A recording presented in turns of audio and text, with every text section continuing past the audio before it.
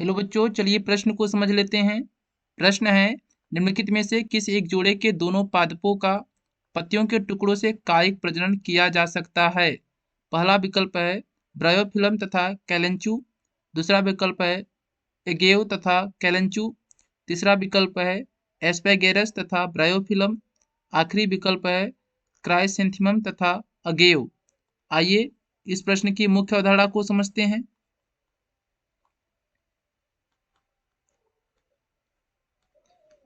सबसे पहले समझते हैं कायिक प्रजनन क्या होता है।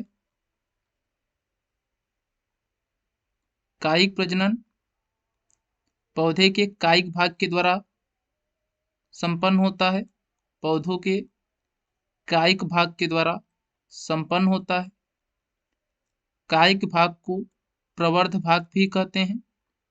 पौधों के कुछ ऐसे भाग होते हैं जिनके द्वारा नए पादप का निर्माण होता है, जैसे जड़, तना, पत्ती। कुछ पौधों के जड़, तना, पत्ती के द्वारा नए पादप का निर्माण होता है। इसे ही कायिक प्रजनन कहा जाता है। जब पौधों के कायिक भाग से नए पौधे का निर्माण होता है तो उसे कायिक प्रजनन कहते हैं।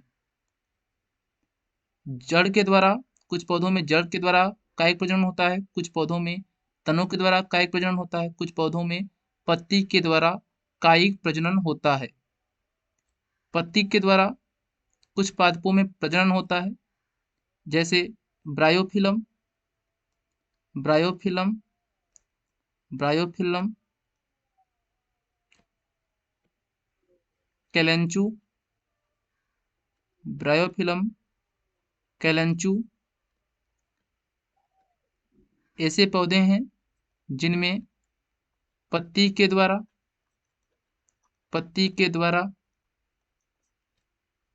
कायिक प्रजनन होता है। कायिक प्रजनन होता है। इस प्रकार इस प्रश्न का सही उत्तर होगा पहला विकल्प, ब्रायोफिलम तथा कैलेंचू सही होगा। इनमें पत्ती के टुकड़ों द्वारा कायिक प्रजनन होता है। दूसरा विकल्प है अगेव तथा कैलेंचू। अगेव में प्रजनन होता है पत्र प्रकलिका के द्वारा, इसलिए ये गलत हो जाएगा।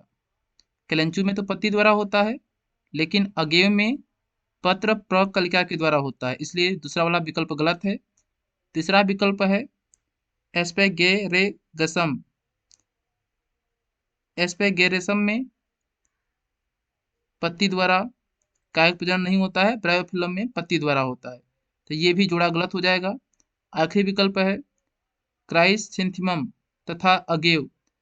तो अगेव में पत्र प्रकलिका द्वारा कायिक प्रजनन होता है, इसलिए आखिरी वाला विकल्प भी गलत हो जाएगा। तो इस प्रकार पहला विकल्प सही होगा।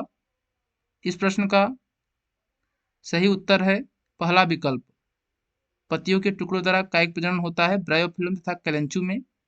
हम आशा करते हैं यह प्रश्न आपको समझ में आया होगा। धन्यवाद।